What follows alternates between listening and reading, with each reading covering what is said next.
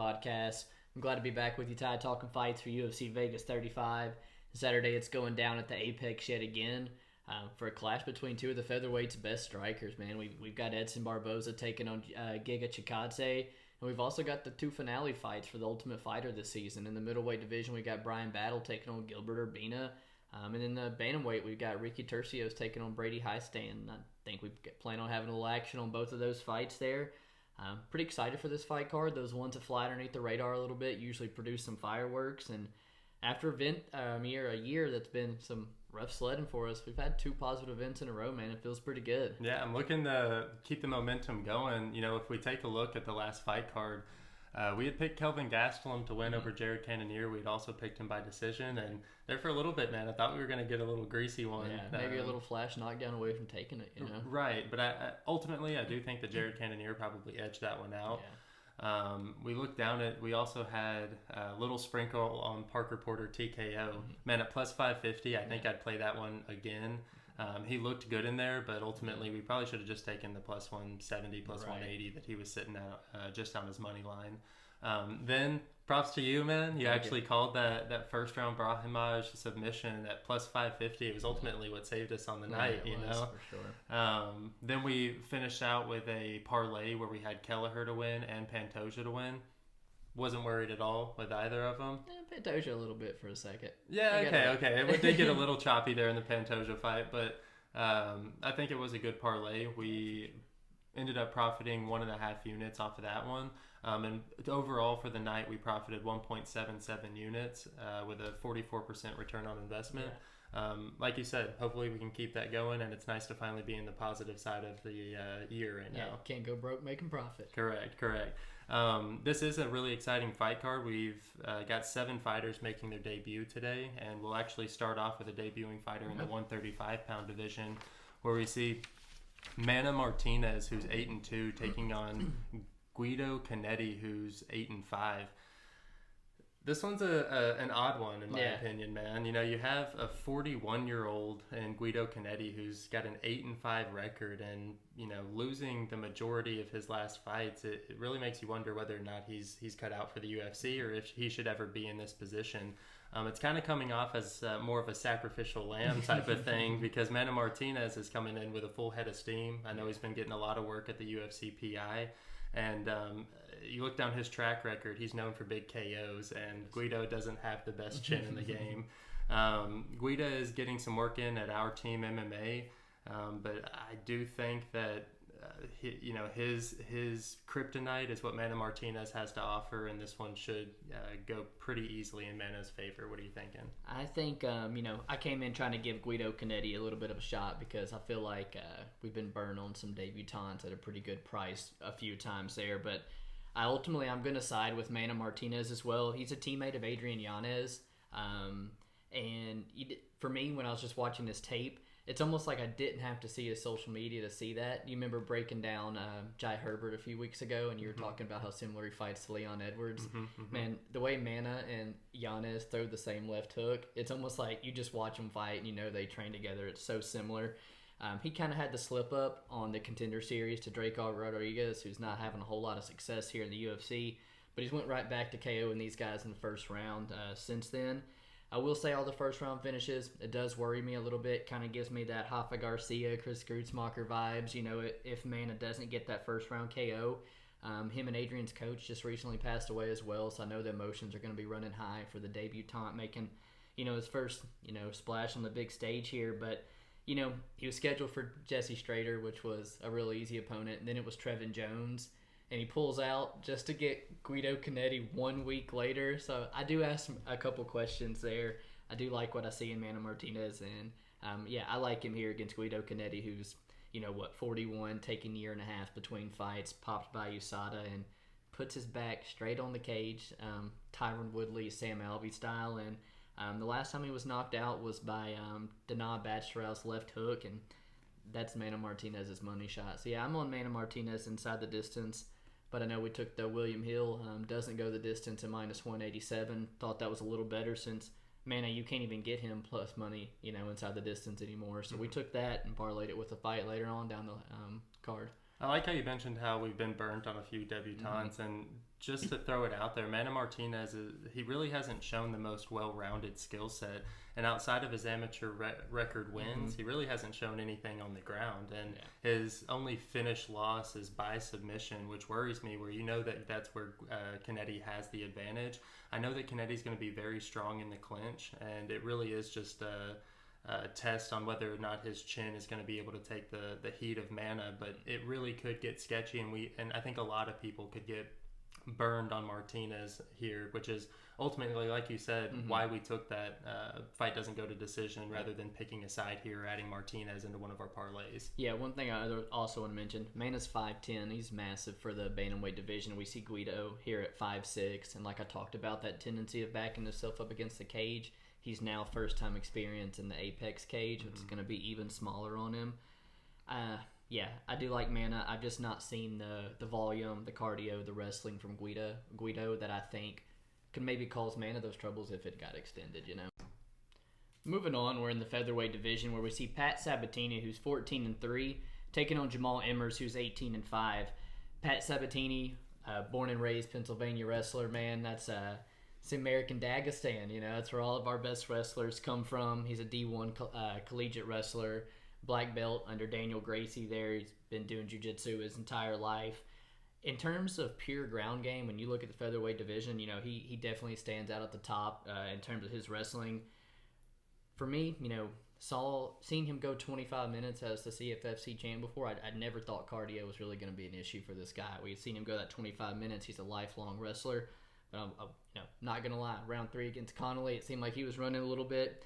Cardio kind of faded a little bit, and it's always going to be in the back of my mind, wanting to bet Pat Sabatini there. With Jamall Emmers, he's a guy that's kind of been on the UFC's radar for quite some time now. You look back, and he's fighting RFA, LFA against Chris Avila, Thiago Moises. You always got to mention his win over Corey Sandhagen that he has. And besides, his getting upset by Julian Erosa in the Contender Series, he probably should have been in the UFC a long time ago. I without a doubt, I favor Emmers on the feet here. But I don't think he's fought someone to the level of wrestling that Pat Sabatini has here. He's the longer fighter. I think he's going to be giving up a little bit of the strength. Going to have a little bit of hard time defending some of those takedowns for Pat. I'm tempted to take the underdog shot on the wrestler here. So if you make me pick a side, I think I'm going to go with Pat Sabatini. So I'm going to have to disagree here. I guess it's our first disagreement on the card. I'm going to lean Jamall Emmers here. You touched on a lot of good points. He's going to have the clear size advantage here with the 4 inches of reach. And we do know that he has trouble with his weight cuts, and he's just going to be the bigger man here. I think that, a lot of people kind of look past the wrestling that Jamall Emmers has because he's had to deal with his opponent's wrestling in the past. But in his last fight against Cachero, he landed 5 of 7 takedowns and shown that he has some offensive wrestling of his own. So I'm hoping that can, that's something that he can utilize in this Pat Sabatini fight where, you touched on the cardio of Sabatini being an issue. If Jamall Emmers can continue to make him work, I think we're definitely going to see some success in the later rounds. But I wouldn't put it past Jamall Emmers being able to stick behind the jab and just beating him to every single punch and kind of keeping Sabatini on the end of his limbs. One thing that I do like about Sabatini is when he does get it to the ground, he works for everything. He's constantly trying to advance his position. He's constantly trying to get the finish. But that ultimately is what works to his disadvantage when it comes to round 3. I see a lot of people on Emmers when it comes to MMA Twitter, and I'm going to have to lean with them. I like that you mentioned the Corey Sandhagen win. That's always something that you have to bring up. But we also have to bring up that in that Chaz Skelly fight, I don't know. I understand that it was a herniated disc is what he, said that it was. Ultimately, if you pull out 10 minutes before the fight, I don't think your mind's in it. Right. So that's another thing that I think that is kind of like something that would make me want to stay off this fight. It's not one that that's begging to be bet, in my opinion. But I am going to lean Jamall Emmers here. Yeah, I'm leaning the other side, but I couldn't agree more. And it's one of the closer fights that probably should stay away from. I think a couple different variables of how this fight could go. I just think the clearer path that I see is the wrestler being able to maybe ride out 2 rounds like he did against Tristan Connolly. So Not going to play it. Don't recommend playing it. But yeah, I'll take the dog here. I'll just throw one more thing. I think Jamall Emmers is quite a bit better than Tristan Connolly. Couldn't agree more. Our next fight is the Casual Cap Challenge. Doing me a little mercy here. We have in the 125-pound division JJ Aldrich, who's 9-4, versus Vanessa Demopoulos, who's 6-3. Man, I'm on the Vanessa Demopoulos side here, man. I'll let you have it. I actually have some decent reasons why, man. She's now training at Fight Ready with Eddie Cha, and apparently has completely changed up her game, which is what I'm kind of hoping for right here, man. She's the former LFA strawweight champion, and she definitely has the experience coming into this being her UFC debut. You look at the JJ Aldrich side, and she's now moved to Pound for Pound Fitness, training with Rose Namajunas, who, you know, we couldn't ask for a better training partner. I know that's one of our favorite girl fighters. But man, it's insanity that she's this big of a favorite here, man. I don't know. I do not understand the confidence in it at all. I mean, it couldn't have been a split decision win against Courtney Casey, you know? I mean, you think about some of her best wins, and they're all by decision against girls like Lauren Mueller, Pollyanna Viana, which is my girl, but she's not high level, and Danielle Taylor. It really... It makes me wonder why she's such a heavy favorite here against somebody in Vanessa who, yeah, she's moving up a weight class, but she's a 2-time Pan Am champion at 125 pounds. This isn't a new weight division to her, and as far as I'm concerned, JJ Aldrich is somebody that I wouldn't mind going up a weight class to. JJ Aldrich herself is an ex-strawweight, and she doesn't necessarily have like a lot of muscle on her body. Vanessa Demopoulos' stand-up is definitely amateurish, right, but she throws hard, man. And what JJ Aldrich doesn't do is move her head, and I think that she's gonna get slapped up a little bit, and then Vanessa might take her down and get something done on the ground. But ultimately, I'm gonna take Vanessa Demopoulos, and I like it. Nice, man. I will, being on the streak that I am, you know, I'll gladly take the massive favorite here in JJ Aldrich. You talked about her training at Pound for Pound Fitness with Rose, another girl she's been working a lot with that we like, and back recently, Tisha Torres. You know, JJ Aldrich, great cardio. You see all these decision wins as she has. She goes to full 15 minutes easily, and she lands these takedowns late in the round. She's very smart about them. It was probably, you know, in the Courtney Casey fight, 1 minute and a half left in the fight that she lands. It probably steals that fight for her. But at the same time, a very, very fast starter. She likes to jump on her girls early, get in their face with her pressure. She's got a really, really good straight left hand. It's probably her best weapon. You mentioned the Pollyanna Viana fight, lands it numerous times on her. Sabina Mazo as well, who's a much taller fighter, and she even set Macy Barber down on her butt for a second with that left hook. What I don't think she does well with is legitimate strawweights who are going to be much bigger than her, can kind of bully her, you know, and take that style away. Vanessa being a primary grappler, she's going to probably try to implement some of the grappling, but I don't know if she's going to be big enough to kind of implement that against JJ Aldrich. With Vanessa, though, you know, it's kind of just been a matter of time before she did come over to the UFC. You know, she's got a win over Sam Hughes, who's kind of similar circumstances, short notice replacement, but she's on the roster as well now.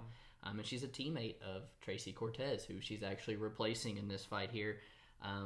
I know you mentioned she's coming up a weight class. She was scheduled to fight on Friday night in LFA, so she's not coming off the couch or nothing by no means. That probably makes you even a little bit more confident in her that she was scheduled to fight a day before, a little bit extra. She's not having to cut weight.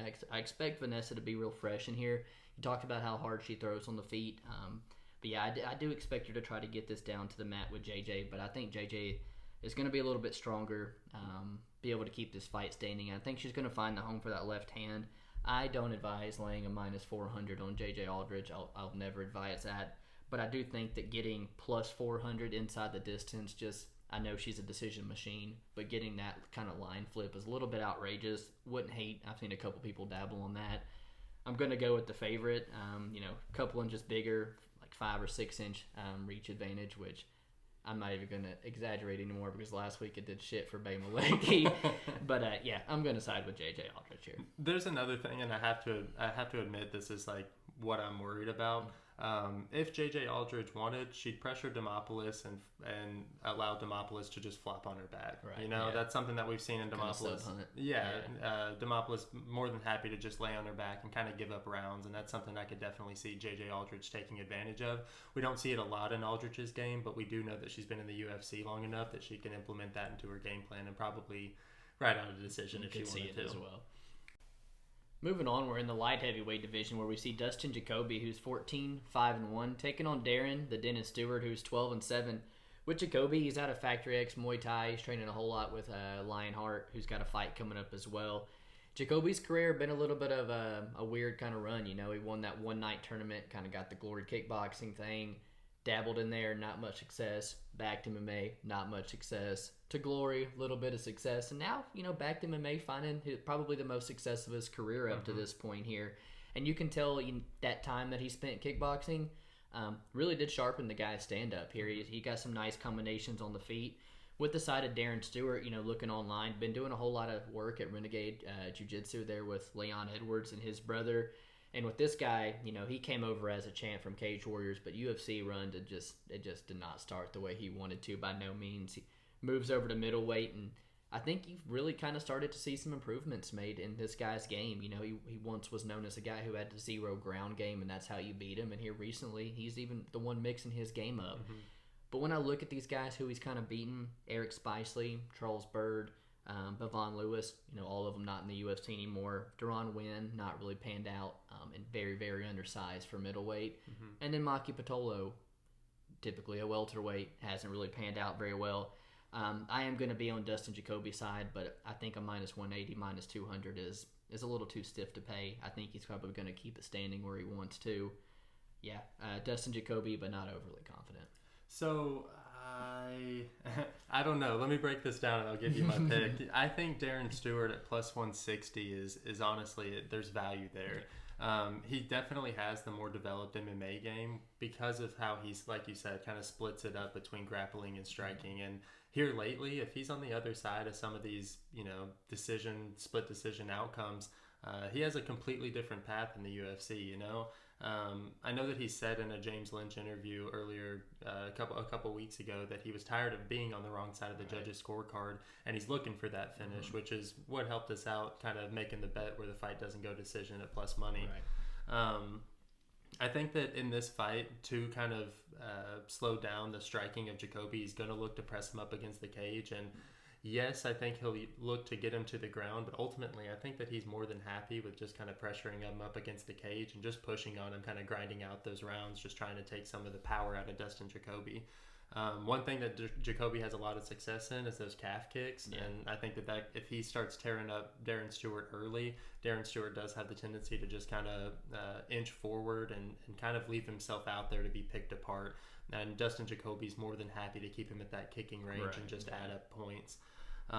Another thing that Dustin Jacoby does really good is volume. He's really good at putting combinations together, where Darren Stewart does tend to kind of lean on more of his power shots and 1-2s being the most combos that he throws.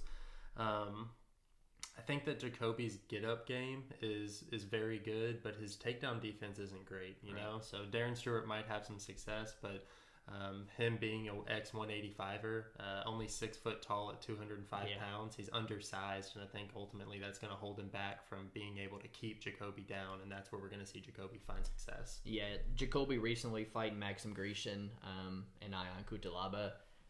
Much bigger guys that kind of going to implement the same style I expect Darren Stewart to kind of, to come in here with. I think Jacoby's seen it. I think, like you said, if he does get the takedowns, Jacoby's going to work back to his feet. I think we found a way that we like to play this fight. You're giving us light heavyweights with Guy, kind of with his back up against the wall, staying at 205, talking about how he's not leaving fights in the hands of the judges, against a far more talented striker who, when Jacoby lets his hands go, has potential to finish a lot of guys. And you're going to give us light heavyweights, doesn't go the distance. We got the whole 15 minutes at plus money, plus 110. We'll put 0.5 on that every single time. I got to nibble a little bit on that, and I think you come out profitable every single time. So who should pick? Man, I'm going to say Jacoby because I think that he's got the upside to finish this fight. So I'll say Jacoby. Gotcha. Just because I want our bet to hit. We move down to the middleweight division where we see Sam Alvey, who's 33-15-1, taking on Wellington Turman, who's 16-5. Sam Alvey, he's training at a Team Quest, but I know he spent a little bit of time up in Knoxville with OSP. Right. He's on a 5-fight skid, and he definitely has been in better positions in his career. Ultimately, this whole fight kind of looks like it's going to be for pink slips. Yeah. I think Turman's at the point where if he loses another one, especially to Sam Alvey, you're getting cut. Yeah, the loser's locker is cleaned out and they get it back to the locker room. Exactly. And Sam Alvey being, I'll be honest with you, only 35 years old was a little bit surprising to me. From what we've seen Sam Alvey recently, he's not really a threat early on, right. You know. He's kind of one of those guys that just kind of outlasts his opponents and will either be able to win on points or catch one of those like nasty KO shots that he's able to do. He also has pretty good takedown defense. It's sitting at 82%, and even when he does get taken down, he gets up, you know, and that's something that I think that he's going to have to utilize against somebody like Wellington Turman, who, you know, he's coming off of 2 straight KO losses, and I got to think he's not trying to stay on the feet with anybody right now. I think that Wellington Turman, you know, he almost got the choke against Bruno Silva. You know, he took his back and everything. It didn't work out for him. I think that Turman might be the cleaner striker on the feet, but Sam Alvey just has a way of Sam Alveying things, and I don't want to bet against him here. Yeah, man. You leaning toward Turman, though? I think I'm leaning towards Turman for sure, and him getting bet down to a -130. I think it's tempting. Yeah, I'm on the Turman side as well, and shoo-wee, man, like you said, surprised shame that Sam Alvey's got a job still at this point, you know. But a lot of people's kind of scream robbery in the Dom Jung fight. The Span fight was super close. I think the UFC's just kind of give him another chance, you know. But his style... He's definitely a fan favorite. For sure. The style is just tailor-made to lose the decision, you know. And as he's getting up older and dropping to middleweight yet again, where he's very open about the weight cut not being easy for him anymore, it's even hard to make the full 15 minutes for him anymore. You're looking on his social media and stuff, he's actually a Tennessee boy now. He's packed up his family and moved to Tennessee. So still training at Team Quest, but in my opinion, I see one foot out the door already, you know. In a lot of the recent fights, like I talked about, when he's not getting finished, they're extremely close. You know, he likes to back up, just rely on counter punching, you know, the little clean little counter right hook he's got, disrupts you with the inside leg kick. Kind of just lures you to sleep, makes you fight down to his level a little bit, reminiscent of like Andrei Arlovsky a little bit, you know. I don't like betting Sam Alvey. He's a hard guy even at whatever odds for me to back, with the tendency to put his back on the cage. This weight cut to 85, the chin deteriorating. I don't like it. On the side of Wellington Turman, you saw him training with Augusto Sakai before, but now looks like he's training with Glover Teixeira a whole bunch online. Big, dangerous punches on the feet, but he's a real dangerous BJJ player on the mat, and I think he could have a big advantage here. You know, Sam's takedown defense mentioned and being good, but Turman, man, once he gets that body lock, it's rinse and repeat. You know, you work your way back, it's mat return, putting you back on the ground. The 2 fights that he's been knocked out in, the first one, Andrew Sanchez, it's a NAIA national champion wrestler. Turman's ground game is completely negated. We saw him have to stand and strike, and we easily saw who was the better striker there. On the Bruno Silva side, you know, a lot of people on Bruno Silva just because we saw Turman get knocked out by a striker, and we saw Turman go take down straight out the gates, you know, and just kind of got a little sloppy with it. Like you said, he found the back, kind of just got a little eager, fell off the top, and found himself stuck on his back and just ate some of the nastiest ground and pound. And one thing I like to mention is, man, that was, what'd we say, 1 month and 4 weeks ago, I think is what Tapology said. And I understand you're fighting Sam Alvey. Your camp knows that is a good fight for you to get back on track, 100%. Probably jump at the opportunity, even if it's a little too early. For sure, but 2 months, man, from knockout like that, 2 bad knockouts in the calendar year, it does worry me back in Turman. I'm at a -130. The bet online's hanging a -125. Fight doesn't go the decision out there, and that's something I probably will take a nibble at. But yeah, tricky fight, and Sam Alvey may Sam Alvey again if you bet on old Turman.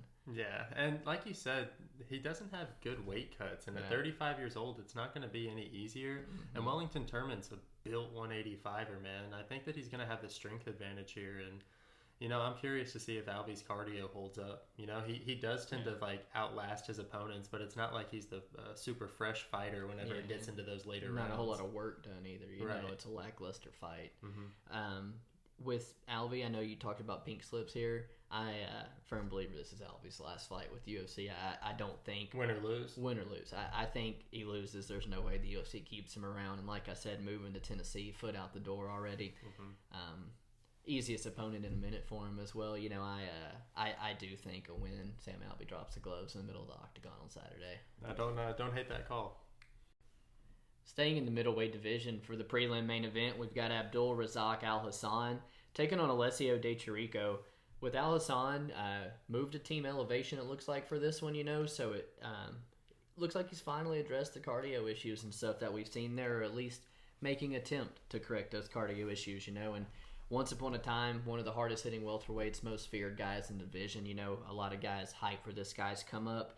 And then after that, Nico Price, I'm not going to go into it. You can read up on it. But sidelined due to a whole bunch of bullshit. And the Alhassan that's returned to us it's been a shell of himself, to say the least, On the side of Alessio de Chirico, massive upset the last time he was fighting against the rising superstar in Joaquin Buckley. And I really like to bring that Buckley fight up because Buckley's a big power puncher, pressure style fighter, and maybe just a little bit better athletic version of Alhassan. With Chirico, he's a pretty lackluster fighter, I must say the least. He stands out at range, likes to pick you apart with punches, counter punches, and kicks.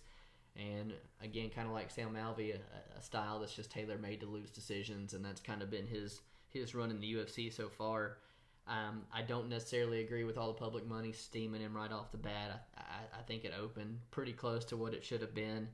Alhassan has never been the betting underdog in a single fight, and now you can get his TKO, which is his primary path to victory, at plus 310. That just gap is flat out unreal to me, and it's hard to bet against a guy with fight changing power like Hassan has, even if he's looked bad. Shit. I'm gonna go Alhassan. Give him to me.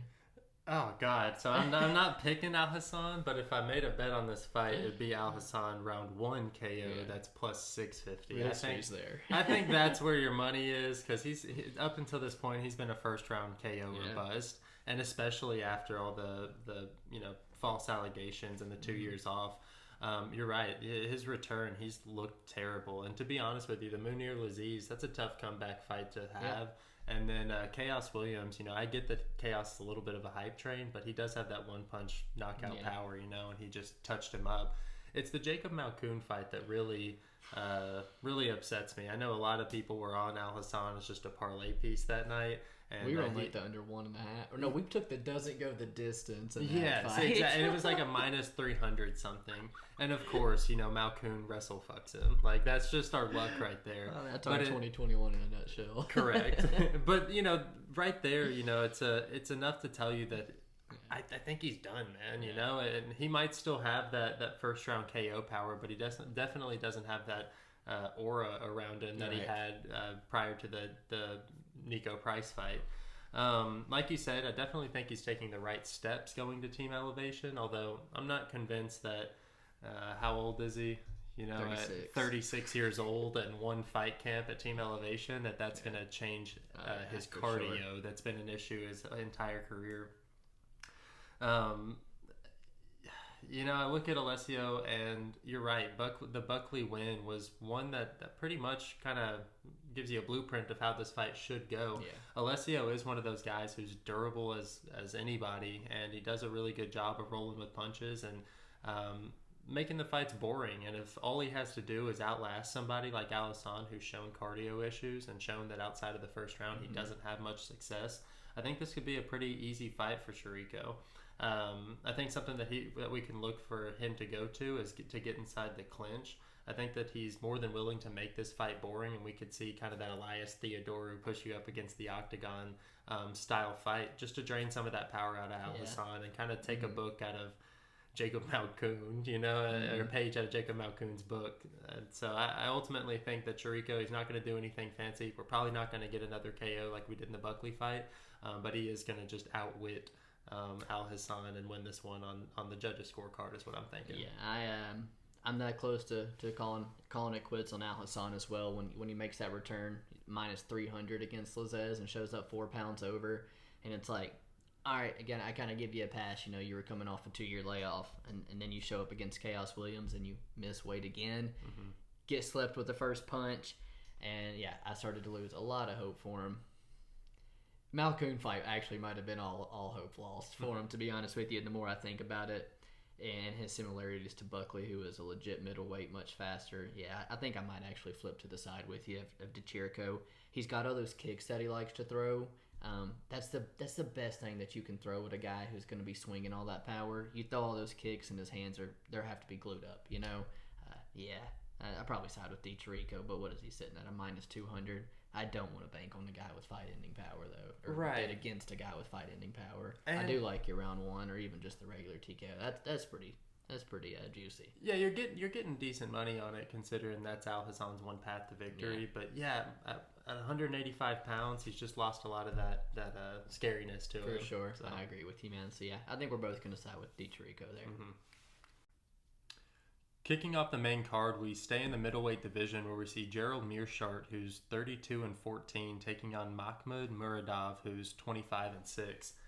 Gerald Meerschaert, he's training out of Rufus Sport MMA and definitely not on the right side of his career right now. He is coming off of a win, but the 2 fights before that, he's coming off of some pretty terrible KO losses. You look over at Muradov, he's coming out of Encos MMA and repped by Floyd Mayweather's Team Money team. And let me tell you something, you got to pay some money to play Muradov this week. I know right now he's getting up into the minus 600s in places, and man, I think that Meerschaert's getting a little disrespected here. Meerschaert's got the record for most submission wins in the weight class. He's a veteran of the sport, and I think that we're putting a lot of stock in somebody in Muradov who's very flashy. He's got excellent striking, and he's got really good hips. He does defend takedowns pretty well, and I'll give it to him. He should be the heavy favorite here. I just don't think that he's in the minus 600 range, and he definitely hasn't proved it in the UFC, in my opinion. Meerschaert, he has pretty good cardio, and he's definitely a grappling heavy, but he's not the best wrestler, which is why I think that it might be difficult for him to get Muradov on the ground where he needs him to be. I'm going to give the edge to Muradov here, but off principle, looking at Meerschaert at plus 450 against anybody really at 185, I think that there's some it's justified to bet Meerschaert. Yeah, you talk about it on the tail end of the careers, and that is Rufus Sport MMA where he trains. But just about everybody that they got is no longer in the promotion anymore or doing horribly. Tyron Woodley. Anthony Pettis, Ben Askren. Tyron Woodley's about to get a knockout this weekend, dude. And they had Brendan Allen, their kind of last real hope, and that was GM's main training partner. And we've seen him left to go over to Sanford MMA now. And yeah, for sure. And GM3's just kind of left to Rufus Sport by himself now. You saw online, he's kind of went around trying to train a little bit elsewhere. He's down in Fusion XL with Mike Perry and Phil Rowe. We've seen him at Valet Flow with Bilal Muhammad and Ignacio Bahamundes. Being a southpaw, like most typical southpaws there, he's got a good straight left down the middle, good body kick that he likes to rely on, and a pretty good gas tank. You see him take advantage of multiple guys in Peyote late third or second round when he's gassed. Round 3 over Trevin Giles after he's down 2 rounds. He submits Deron Wynn in round 3 as well. He's going to be there round 3 if you don't put him away. He's 10th fight in a row being the betting underdog. Lost quite a bit of them. And man, the durability is really starting to catch up to him at this point. In the way, he ate the right hands of Heinisch and Chimaev. I mean, Makhmud just absolutely spams the right hand over and over again the entire fight until he lands it. He's now on a 14-fight win streak. Really seemed to have find his groove. And, I think maybe top 5 or top 7 is kind of pushing it. But I do think he's a top 15 contender. I think there's top 15 of guys. I'm trying to think of something to come to mind. Uriah Hall. I think there's winnable fights in the top 15 for Makhmud. I know like I said, Uriah Hall's still in there. Probably some other ones. I think he's got legitimate skills. You talked about his wrestling. You don't really see guys get to wrestle him a whole lot because he does find a way to keep the fight standing on the feet. And on the feet, he's got very, very sharp boxing, and he has multiple ways of setting that right hand up. He's kind of got that it's like a stutter step level feint, and it really drops guys' hands and helps him find the home for that right hand. And he's proven with 2 round 3 finishes in his last 2 that he starts to find those reads later on in the fight. And I personally don't see Gerald being able to make it through the scorecards to this guy. I think he's going to get finished. But yeah, the price is super hefty to pay, and that's why we took the doesn't go the distance and parlayed it with that Mana fight. Yeah, definitely am happy with just taking the under, doesn't go to the distance, but rather than picking a side here, because I just can't get over the minus 600, man. A lot of the times when you see a minus 600, they're not only better skill-wise, but they also have some physical advantages as well. And you look at these guys, and it's not like Muradov has some big advantage physically. Right. Gerald Meerschaert, he's definitely not nearly as fast as Muradov, but he stacks up size-wise with him really well. And judging by his Instagram picture, he's taken this fight seriously. And even if he has shown that he's been dropping off in his career, he's in great shape. And I know he's riding the momentum off that last victory. I don't think he's coming in here with the scared mindset that I think he came in with the Khamzat fight. Right. Yeah, we were looking to, well, we're not looking. We did bet Fabinski last time out against Gerald Meerschaert. We sure did. I'm definitely on the Muradov side here, but yeah, it is a hefty price to pay, and yeah, man, well, I don't even understand why you put that in a parlay. Mm-hmm. Again, in the middleweight division, we have Andre Petroski, who's 5-1, taking on Michael Gilmore, who's 6-2. Andre Petroski was the first middleweight selected by Bryan Ortega there on the show, and myself included, like most people, thought this guy had the most upside to win the whole show.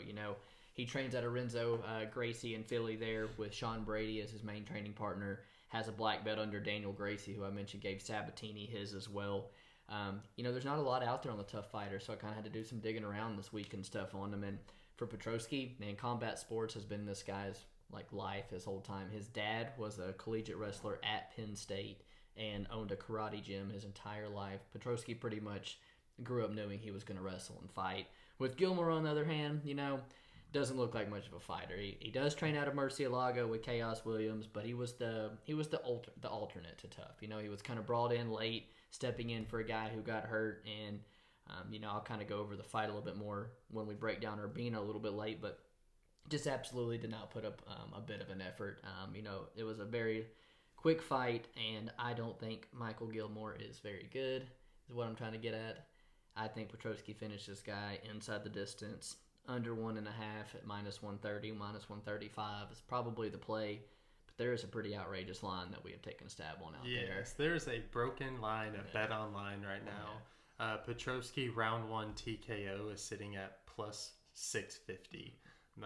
We're definitely exploiting that. Yeah. We're only sprinkling on it. We're putting 0.2 units on it, but because the sub's always likely, but the ground and pound's definitely just as likely, man. Shoot, yeah. And, I will say MMA Matt says that he's going to get a sub here because Gilmore's kryptonite is 4 submission losses on his record. He's one of these guys that started MMA a little bit late. It's kind of hard to imagine, coming into the UFC like Josh Reddinghouse was going to as well at 34 years old. Yeah. That's a late start to your UFC career. With Michael Gilmore, he's decent everywhere, but he's definitely not great anywhere. Petroski, on the other hand, definite grappling advantage, but there is something that got exploited on the Ultimate Fighter, and that's the cardio. He carries so much muscle that with his style of offense, it's going to be very difficult for him to overcome that obstacle in the UFC, and it's one that he's going to have to fix if he wants to have success at 185. I remember telling you, a guy with that amount of muscle, that is just the Tough House is your kryptonite, dude. There's no way with that amount of muscle you can make weight just back-to-back times like that and expect to perform. Right. It almost reminds me of Rodolfo Vieira. Yep. He uses a lot of explosion in his takedowns, and to be honest with you, he's got not the most developed striking. He utilizes a big overhand right to set up his wrestling, but he does become kind of predictable in his striking game. There's a big worry of mine, and that's that he opened up as a minus 175 favorite. He's now sitting in the minus 500s or more, and that's pretty crazy to me. You got burned on newcomers before, minus 500. The cardio issues were there in this fight. I'm sure Petrosky and a lot of people knew he was going to get a shot in the UFC, but you check his Instagram, he said it's 10 days notice. So see, I think that this fight was a mixture of Michael Gilmore's story kind of pulling on the heartstrings of Dana, and then Andre Petrosky needing a setup fight. That and, Gore getting hurt, it potentially could have been Urbina fighting Petrosky here as well. So it just been a little bit of a mix-up. But yeah, I think the UFC wants Petrosky in here, and they've gave him a tailor-made opponent that he should beat.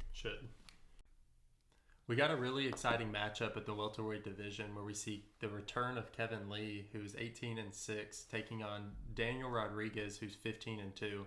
Kevin Lee's coming off of 2 knee surgeries, and if he was over the age of 30, I'd be really, really concerned. But he is one of those guys who's athletically as gifted as you could be, and I got to think that his body's going to make the proper recovery to be able to fight this Saturday. He's getting a lot of his recovery work done in the UFC PI. I know the UFC's just kind of taking him under his wing, and he really is like one of the people that the UFC's hoping can kind of get to that stardom. He was riding the hype train for the longest time, and it ultimately has been derailed the past couple of years. D-Rod, he's getting most of his training done at the BMF Ranch and a little bit at Syndicate MMA. And, since Lee has been out from those injuries, D-Rod's had 6 fights and probably won all 6 of them. Officially, he's 5-1 in those 6 fights, but he definitely has looked good. And I'm a little worried for Kevin Lee in this return, man. This is the first true 170-pounder that Lee's faced. And I do think that Daniel Rodriguez will be able to kind of utilize his size and hopefully stuff a couple of takedowns from Kevin Lee and then maybe be able to work his game plan. I'm also a little bit concerned with Lee's ability to take the power up here at welterweight. We've seen him been chin checked a few times down at 155, and maybe you can blame it on the weight cut, but I'm a little bit concerned. D-Rod packs some fucking heat in his hooks, but this one I think is going to be a dog fight, and I'm really looking forward to it. Yeah, man. Yeah, right there with you. D-Rod is the natural welterweight. Much more enticing to me than Kevin Lee is the favorite here, coming up. With Kevin Lee, he was moved to TriStar, which was thought to be a great move for him, but I don't know if it's just maybe the PI working with the surgeries and stuff just not really panning out for him, but it does seem like he's back in Vegas, Extreme Couture, the PI and stuff. And one thing while researching this fight, man, I did not know that Keith Lee, who fought on Bellator last week, was Kevin Lee's little brother. I know Keith Lee got choked out and started running around the octagon, and that's obviously how I remember him. It's just something I wanted to mention there. But for Kevin Lee, I want to say, I guess, soft spot for me. I've always had high hopes for Kevin Lee. I've talked that guy up, since we really started getting into this sport here. This guy's got, like you said, all this size, athleticism, length. One of the craziest ape indexes in the UFC. The collegiate wrestling from Grand Valley State, where we see Tony Ferguson, Cody Stamen wrestle at. He's got all the making to be a problem. And we see glimpses of that, don't we? When he's mounted on top of Tony Ferguson, inches away from the finish, and then next fight he just mauls the guy in our main event, and Edson Barboza. The rear naked choke of what's his name, Michael Chiesa. Flatlining what Gregor. He did to our boy Gregor. Oh my god! It's just the glimpses of top level talent is there for Kevin Lee, and in the wrestling.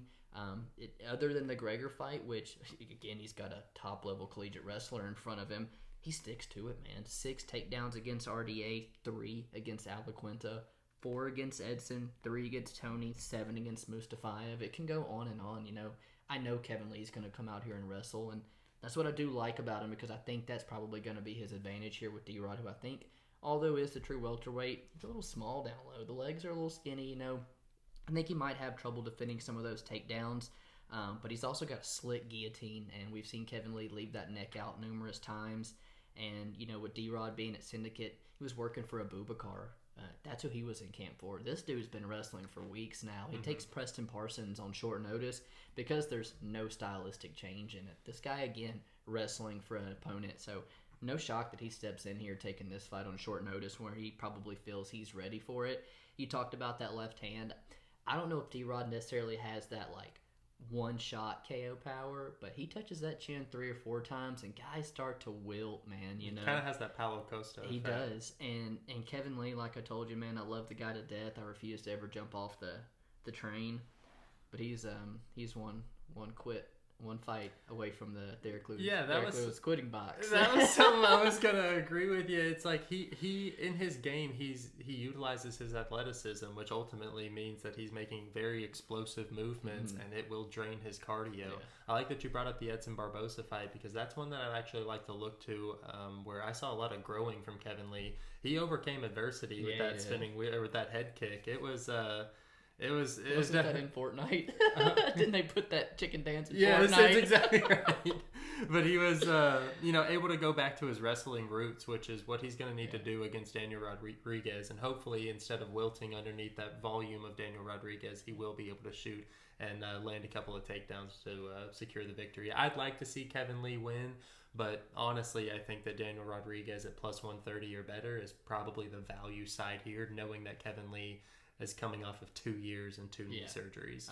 And we took the inside the distance for D-Rod, plus 265. We think that line is just, it's way too wide, you know. I think D-Rod has potential to get this fight done. If Kevin Lee doesn't find that success with the wrestling, he tends to kind of lose a lot of confidence, man. And D-Rod's been, like you said, 6 fights since Kevin Lee's fought. I think that's a good play on our behalf. I agree. The first Ultimate Fighter finale fight is in the bantamweight division where we see Ricky Turcios, who's 10-2, taking on Brady Highstand, who's 5-1. With Ricky, he trains out of Houston, Texas normally, but we've seen on his social media he's been working a lot at Team Alpha Male. Probably a really smart move for the type of fight that you're going to see Brady come in here and try to implement on him. With Ricky, some of the absolute best fights on the season, man. You saw both of them need that extra third round and all action-packed all 3 rounds.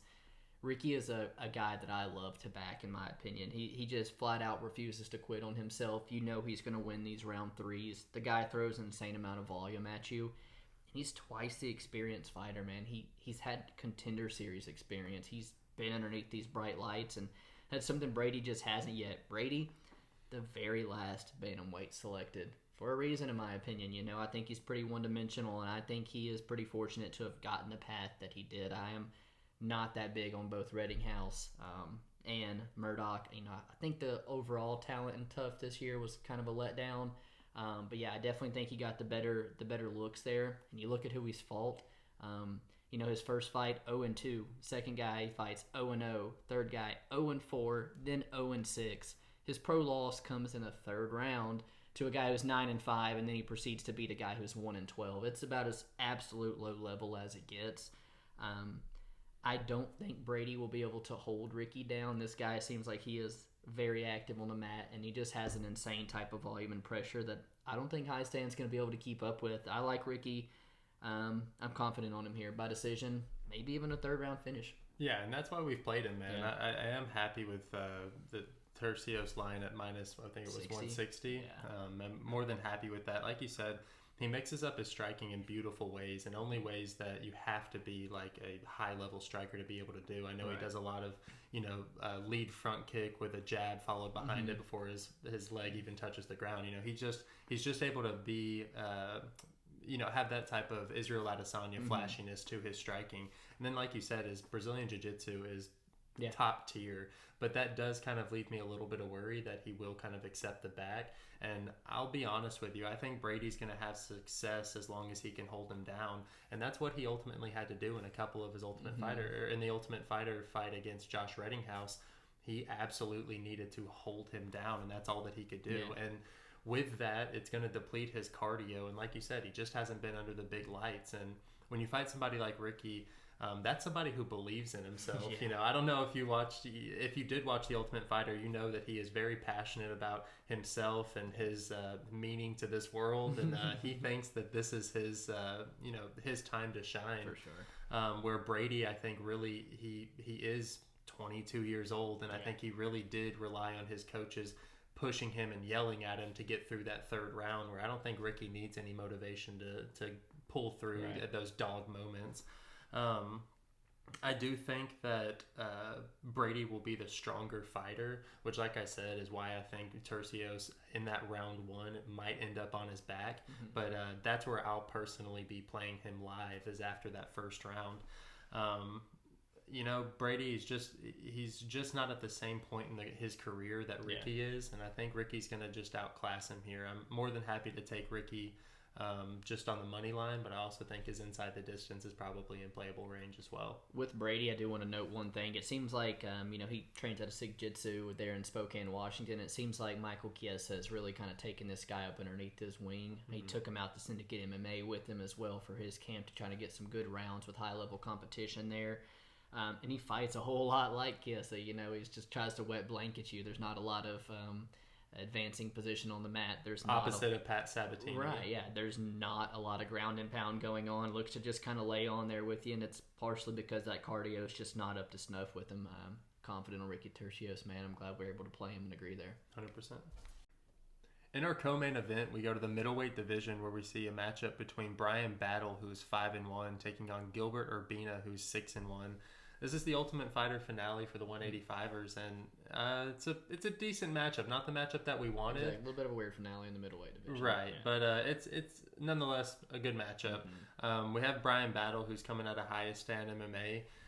He's got an extensive amateur career, but really doesn't have too much of a background in MMA. He just kind of seems to be one of those natural MMA fighters where he's pretty good everywhere, but he doesn't have a specialty anywhere. Gilbert Urbina, he's coming out of the BMF ranch, and I know that he's one of 3 Urbina brothers who have tried to get into the UFC, so this is the last time for the Urbina chance to make a name in the UFC. But I'm not too impressed with Gilbert Urbina. He's one of those guys who looks to find a rhythm on his feet and then work in that wrestling. But against somebody like Bryan Battle, I don't think he's going to get that chance to kind of get into a rhythm. Bryan Battle's really good at utilizing his size and keeping his opponents on the end of his punches. And I think that he's going to overwhelm Gilbert Urbina here, who's coming off of a KO loss. And he got dropped a few times, and not even by hard punches. I think that we're going to see Bryan Battle get this done relatively easy, and I know that 2-unit bet that we placed on him already is still looking good for us. It is, man. I'm on the side of Bryan Battle as well. You talked about it being a little bit of a weird finale.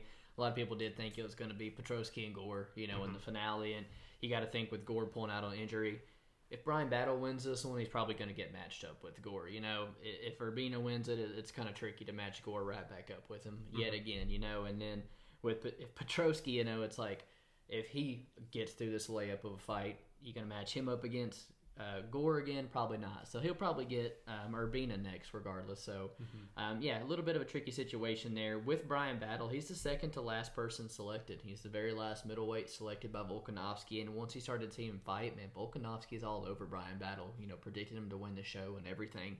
In the first fight, he gets Cameron Lachinov, the last middleweight selected. And, man, Cameron is just a downright tough SOB, just walks forward like a zombie, and Battle was just able to kind of use that distance, that kicking game, stay out of range. In the next fight, he gets a front runner in Petrosky, and a lot of people didn't think he was going to win that fight. He gets taken down early, works back to his feet, ends up cutting Petrosky, which was thought to be a headbutt.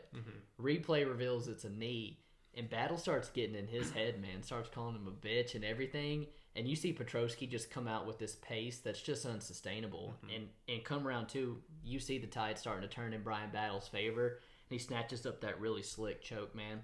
I like what I see from Bryan Battle. He's good moving backwards. He's very dangerous in the clinch with his knees and elbows. Works the body well. And on Gilbert, BFM Ranch, but he also works a little bit at Albuquerque, man, and works with Jones a little bit. And you see that in that stabbing front kick they throw to the knee. It's very similar to your boy Jones there. He does like to guide the fights to the mat. He's got a pretty slick submission game that we saw him get that easy win over Michael Gilmore first fight out.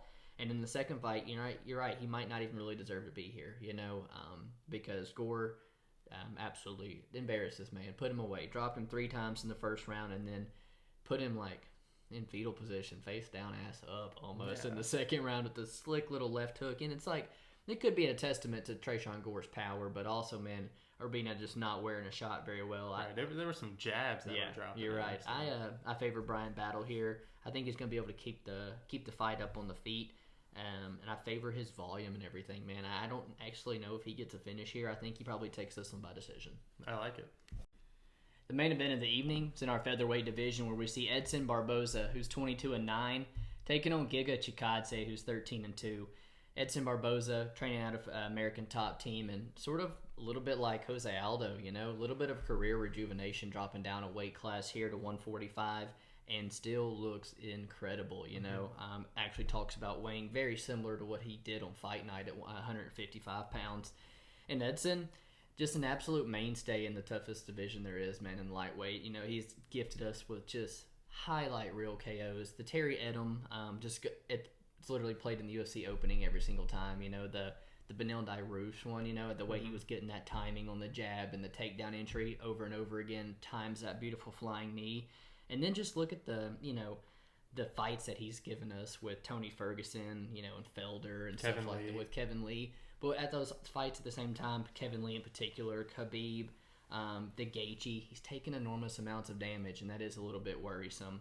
With Giga, he's kind of the glory kickboxing standout coming over to MMA there. Trains out of King's MMA in California. You see him kind of adopting that kickboxing style over to MMA, and he's found finishes in his last two fights. Finishes that a lot of people thought he was primed to get really early on. Grappling has always been the focus in training for this guy, and I think you can finally start to see some of those improvements. You saw him kind of working back to his feet in that Omar Morales fight, much better than he did on the Contender Series against Austin Springer. But man, the guys that he has fought, it is comical compared to Edson Barboza. And for us to get Edson when he opened up at plus money, I'll take it all day, man. Going to go with the vet and Edson Barboza to probably get it done by decision or maybe a 4th or 5th round finish. Thankfully, the line shows it that Giga had no reason to be a favorite here. He had not proven anything, and a win over Cub Swanson in 2021 really doesn't hold the same weight that it used to. Right. You look at their records. In the same years that Giga was getting splits to Brandon Davis and Jamall Emmers, Edson Barboza was getting splits to Dan Ige and Paul Felder. They're just at different points in their career. And in these last two fights for Edson Barboza specifically, he's having a similar trajectory coming down a weight class as Jose Aldo, who had a little bit of problems when he first entered, but he was fighting like Piotr Jan, but has found success even though Edson Barboza is later on in his years. One thing that I think that this is going to come down to is MMA striking experience, and that's something that Edson Barboza has a ton more of than Giga. I think that he'll have far more volume in his striking, and he's the more powerful striker here. Something that I think Edson Barboza is definitely going to look to utilize is the calf kicks, and it's trying to slow down Giga Chikadze and his movement. You kind of pulling that jab back, and that calf's going to be there to kick. Exactly. You talked about his highlight finishing abilities. Somebody I like to compare him to is Uriah Hall, but without the hesitation. He's not hesitant. One thing that's kind of cool is, whenever people are fighting Edson Barboza, they're trying to do anything they can to keep out of the striking range of him. But then Edson Barboza fights Shane Burgos in his last fight, and he invites the war. It's not about picking anybody apart. He was down to throw down, and that's something that I don't think Giga Chikadze has in him. You're right. Giga's somebody who will run away from the fight, and if Edson Barboza wants to bring it to him, I think that he's going to be able to. And although we don't see it very often, Edson has some grappling on his side, and that's something I really think that he could utilize here. He's smart too. Yeah, I was about to say, if he can, he should try and use it against Giga here. When you look at their striking, they actually have really similar numbers, but they're against a whole lot different people. So I don't know if you can really put a lot of weight into that. Giga, he's definitely part of this Georginian takeover with all the hype surrounding him, and I think that he has a little bit too much hype, and that's why you were seeing him more than he chewed this time around. 100%, man. The step up from Cub Swanson to Edson Barboza is such a big step, and I don't think people are realizing that. Yeah, man. With Barboza, he kind of gets the shit on, dropping that to Dan Ige and the round 3 bad to Meerschaert, but he's dealing with a whole lot of grappling in that, and it's wearing on him. he ain't gonna have to defend one takedown if I think this fight goes how I think it's going to. He's not gonna defend one takedown, and it brings me back to a fight like Shane Burgos where it's all striking. And I know Giga is the glory kickboxing striker, but that's not MMA striking, and I favor Edson in that particular portion. Would be smart to mix in a couple takedowns, and plus money was a big factor for us to get him on early. You know? One thing I do kind of worry about is Giga finally did find that Giga kick in his last fight, and Edson doesn't have any cushion there, you know. Well, neither does Giga. Neither does Giga. That's and right. Edson got that little left hook to the body too, you know. True. So this could be this could be the way that we see the finish as a body shot. But I am looking forward to seeing if Edson Barboza does start biting on that Giga kick and leaving his head open. And the main event's aligned at 4.5 as well. So we got if we come to think about it, there is another 5-round fight aligned at 4.5 with a pretty decent price tag. Haven't officially played it, but that could be something I look at. I don't mind that at all, honestly. It's going to conclude the breakdown. I think we're obviously both on the Edson Barboza side. Just going to do a quick recap. There's a fight on there that stands out to you, man, the most. What's it going to be? It's got to be the Dustin Jacoby and Darren Stewart fight, man. I think that one's actually going to be a banger, and it probably should be pick'ems. I think it'll be an absolute banger. It took the words right out of my mouth, man. I agree. Probably almost chose that one myself.